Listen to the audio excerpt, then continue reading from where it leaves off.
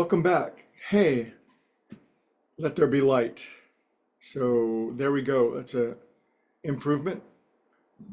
Still have some adjustment, but we get a little better every day. So this week we're talking about it is by self-forgetting that one finds a very challenging notion because it seems as though if we were to forget ourselves, there would be no one left. It would seem to be the height of codependence, wouldn't it?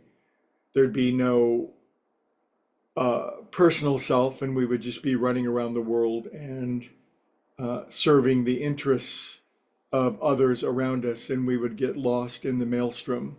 And yet, curiously, in our smaller sense of self, many of us, that's exactly what we've done. We've lost ourselves into other things, people, places, concerns, and we operate nowhere near our highest capacity. So it is the greatest paradox that by forgetting our current egoic sense of self, we gain access to a whole nother brand of self. And this is what a great yogi called the tug of war between our small self and our big self.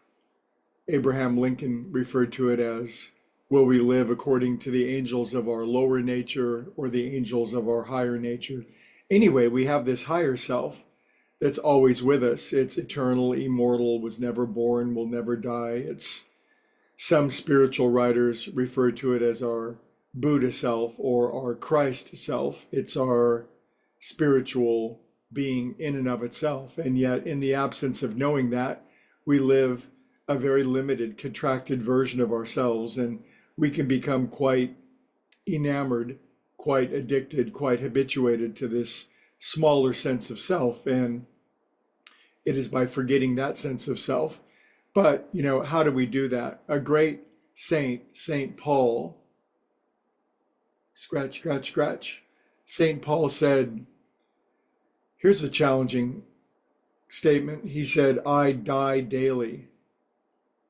Excuse me, I die daily.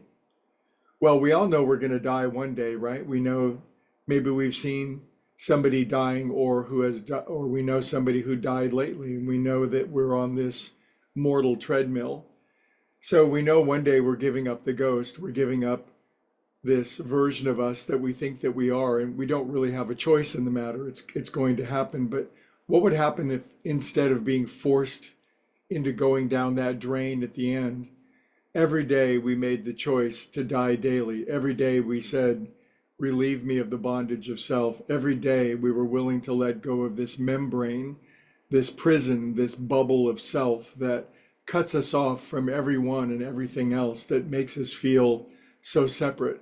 What would happen if we actively engaged in dying daily? And by that, of course, I don't mean our extinction. I mean the death of everything that is small about us. My fear, my mean-spiritedness, my jealousy, my quickness to be frustrated, my fear of what's going to happen to me. All these conditions of my small sense of self that make life crappy for me, and it certainly doesn't help anybody else around me. And so this choice to actively seek this larger sense of self, we know it's there, and yet it does take active seeking. It takes active killing off of our old self. It takes moment to moment, persistent, conscious, active perception of the differential, the tug of war between the angels of my lower nature and the angels of my higher nature. And this is quite a challenge, isn't it? But it's really the only game in town. And as I've said during the week, the sacrifice of our smaller sense of self, all that it brings is wisdom, love, light, truth, interest, freedom, liberation, and the true, unadulterated, unconstrained joy of living. So are you willing to die today?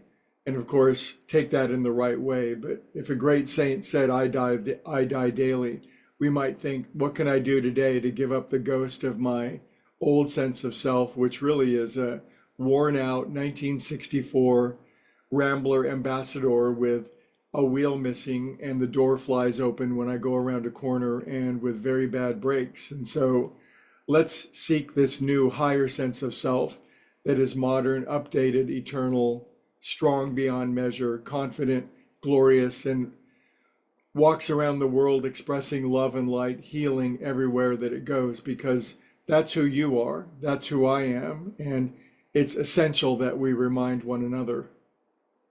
So there. All right, see you tomorrow.